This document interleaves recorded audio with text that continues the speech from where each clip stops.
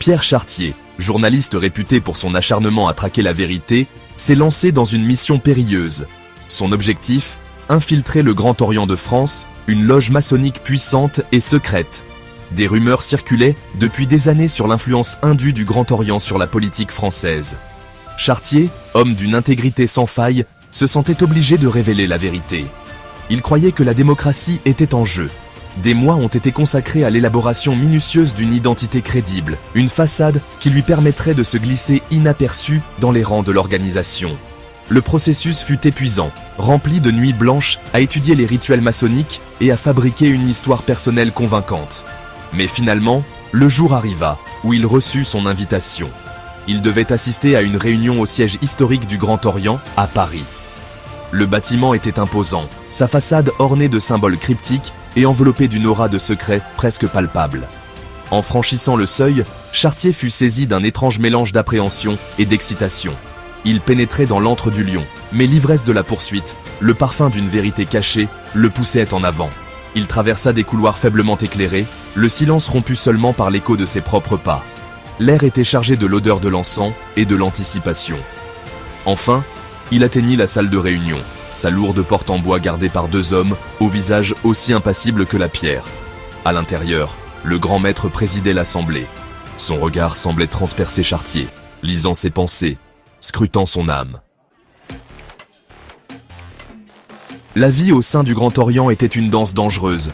Chartier jouait son rôle avec méticulosité, assistant aux réunions, participant aux rituels et gagnant progressivement la confiance de ses frères.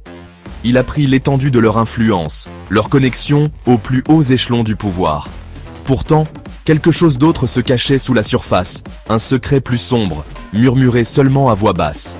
Un soir, après une réunion particulièrement tendue, un membre plus âgé, le visage marqué par des années de vérité tue, s'approcha de Chartier.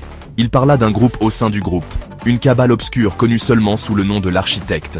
Ils étaient le véritable pouvoir au sein du Grand Orient, tirant les ficelles dans l'ombre, leurs ambitions s'étendant bien au-delà des frontières de la France.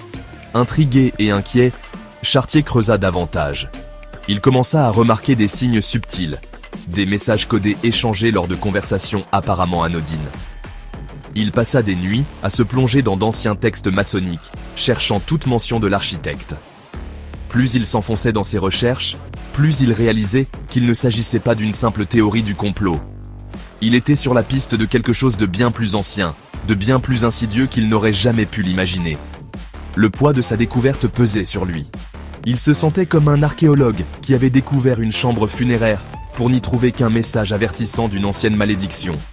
Il savait qu'il devait procéder avec une extrême prudence, car un faux pas pourrait avoir des conséquences fatales. L'architecte, commençait-il à comprendre, n'était pas un groupe avec lequel il fallait jouer. Gap 3.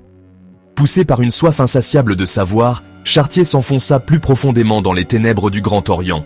Ses recherches le conduisirent à la découverte d'archives cachées, un lieu où étaient conservés les secrets les mieux gardés de la loge. Parmi ces secrets, il tomba sur un manuscrit ancien, une relique de l'époque de l'Ancien Testament. Le manuscrit était fragile, ses pages jaunies par le temps, mais les mots inscrits sur celle-ci avaient une signification glaçante. Il parlait d'une ancienne prophétie, la prédiction d'un groupe connu sous le nom de l'architecte. Ce groupe, affirmait-il, existait depuis l'aube de la civilisation, ses origines étant intimement liées à la trame même de l'histoire humaine. Ils étaient les marionnettistes silencieux, orchestrant les événements dans l'ombre, leur influence s'étendant sur des millénaires. Le manuscrit racontait des histoires de leur implication dans des moments charnières de l'histoire. Il relatait leur rôle dans la chute de Babylone, leur influence sur les pharaons d'Égypte et leur manipulation de l'essor et de la chute de l'Empire romain. L'architecte, semblait-il, avait toujours été là, façonnant le cours de l'histoire pour servir ses dessins énigmatiques. Chartier était à la fois captivé et horrifié par les récits tissés dans le manuscrit. Il décrivait comment l'architecte avait utilisé des textes et des prophéties anciens pour manipuler les croyances et les actions de civilisations entières. Ils avaient infiltré les institutions religieuses, déformant les paroles des textes sacrés pour servir leurs propres fins. Le manuscrit laissait entendre leur implication dans la rédaction de l'Ancien Testament lui-même, suggérant que certaines des histoires et des commandements les plus vénérés étaient, en fait, des instruments de contrôle. Au fur et à mesure de sa lecture, Chartier trouva des références à un grand architecte qui aurait conçu la tour de Babel. Cet architecte, affirmait le manuscrit, était un précurseur du groupe moderne, une figure d'une immense puissance et ambition. La tour, suggérait-il, n'était pas seulement une structure physique, mais un symbole de la quête de l'humanité pour le pouvoir divin, une quête que l'architecte avait toujours cherché à guider et à manipuler. Le poids de cette révélation était presque trop lourd à porter. Chartier avait l'impression d'avoir découvert une vérité enfouie depuis des siècles, une vérité qui reliait le passé antique aux machinations actuelles de l'architecte. Il réalisa que les ambitions du groupe n'étaient pas un développement récent, mais faisaient partie d'un vaste dessein en marche depuis des millénaires. Les implications étaient stupéfiantes. Si l'influence de l'architecte était aussi ancienne et omniprésente que le suggérait le manuscrit, alors leur plan pour un nouvel ordre mondial n'était pas seulement une conspiration moderne, mais l'aboutissement d'un programme séculaire. Chartier savait qu'il devait procéder avec encore plus de prudence. L'enjeu était plus important qu'il ne l'avait jamais imaginé, et l'ennemi auquel il était confronté était bien plus redoutable. Le manuscrit serré dans ses mains, Chartier jura de poursuivre sa quête de la vérité. Il découvrirait l'étendue des plans de l'architecte et trouverait un moyen de les exposer. Mais en fixant les pages anciennes devant lui, il ne pouvait s'empêcher de penser qu'il était observé, que les ombres se refermaient sur lui. Gap 3S. Grâce à une observation méticuleuse et à une analyse minutieuse des conversations codées, Chartier commença à reconstituer les objectifs terrifiants de l'architecte. Leur ambition n'était rien de moins que la domination mondiale, un nouvel ordre mondial méticuleusement conçu selon leur propre idéologie perverse. Ils se croyaient les architectes d'une nouvelle réalité, façonnant les esprits des masses par une manipulation subtile. Leur influence, découvrit-il, s'étendait bien au-delà des limites du Grand Orient. Ils avaient infiltré des gouvernements, des médias et des institutions financières du monde entier, leurs tentacules s'étendant à tous les aspects de la société moderne. Ils étaient en passé maîtres dans l'art de la propagande et de la désinformation, semant la discorde et manipulant les événements à leur avantage. Chartier découvrit des preuves suggérant l'implication de l'architecte dans plusieurs bouleversements politiques récents. L'élection de Donald Trump, la montée des mouvements populistes en Europe, la propagation des théories du complot en ligne, tout portait la marque de leur influence insidieuse. Ils prospéraient sur le chaos, exploitant la peur et l'incertitude pour faire avancer leurs plans. Les implications étaient stupéfiantes. Si l'architecte réussissait ses plans, le tissu même de la société, tel que nous la connaissions, pourrait être déchiré. Chartier savait qu'il devait trouver un moyen de les dénoncer, de mettre leurs machinations en lumière.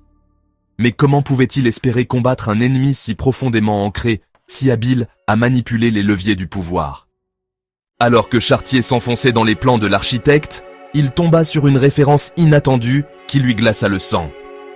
Le nom, Lucifer, apparaissait à maintes reprises dans les communications codées, mais pas de la manière à laquelle on pourrait s'attendre. Lucifer, porteur de lumière ou du mal? L'histoire de Lucifer est l'une des plus fascinantes et controversées de l'histoire religieuse. Est-il l'ange déchu qui a défié Dieu, ou est-il le mal compris porteur des lumières? Ce chapitre explore la dualité du personnage de Lucifer, examinant les deux perspectives et l'impact de son histoire sur les croyances modernes. Dans les textes anciens, Lucifer est souvent dépeint comme l'ange rebelle, qui a défié l'autorité divine, se condamnant à la damnation éternelle. Ce récit a longtemps été utilisé pour symboliser la chute ultime, une mise en garde contre l'orgueil et la rébellion. Cependant, une autre perspective présente Lucifer comme une figure prométhéenne, un porteur de savoir et de lumière. Certains soutiennent que sa désobéissance n'était pas un acte maléfique, mais plutôt une quête pour apporter la sagesse et la liberté à l'humanité. Cette dualité dans son personnage a suscité d'innombrables débats et interprétations à travers les âges. Chartier comprit que l'utilisation du nom par l'architecte n'était pas une coïncidence. Ils se voyaient comme des Lucifères des temps modernes, porteurs d'un nouvel ordre, défiant le statu quo pour remodeler le monde selon leur vision. Cette révélation ajoutait une dimension effrayante à leurs ambitions déjà terrifiantes. L'impact de l'histoire de Lucifer sur les croyances modernes est indéniable. Qu'il soit perçu comme un symbole de rébellion ultime ou de lumière incomprise, son récit continue d'influencer les idéologies et les visions du monde. L'adhésion de l'architecte au symbolisme luciférien révélait leur conviction profonde en leur mission, quelles qu'en soient les implications morales. Chartier savait que révéler cela non seulement mettrait en lumière les plans insidieux de l'architecte, mais remettrait également en question les fondements même des structures de croyance et de pouvoir qu'il cherchait à saper. L'enjeu n'avait jamais été aussi important, et la voie à suivre était semée d'embûches. Mais armé de cette nouvelle compréhension, Chartier ressentit un regain de détermination. La lutte contre l'architecte n'était pas seulement un combat pour la stabilité politique, mais pour l'âme même de l'humanité. Alors que la poussière retombait sur la révélation glaçante des ambitions de l'architecte, un nouveau mystère, profondément troublant, émergea. Pierre Chartier, l'homme qui avait mis au jour les sombres vérités et les communications codées, avait mystérieusement disparu. Son absence provoqua une onde de choc parmi ceux qui lui faisèrent confiance et s'appuyaient sur ses analyses. Les collègues et alliés de Chartier furent plongés dans une activité frénétique. Ils savaient que ses connaissances étaient inestimables, non seulement pour exposer les plans de l'architecte, mais aussi pour comprendre les implications plus profondes du symbolisme luciférien qu'ils employaient.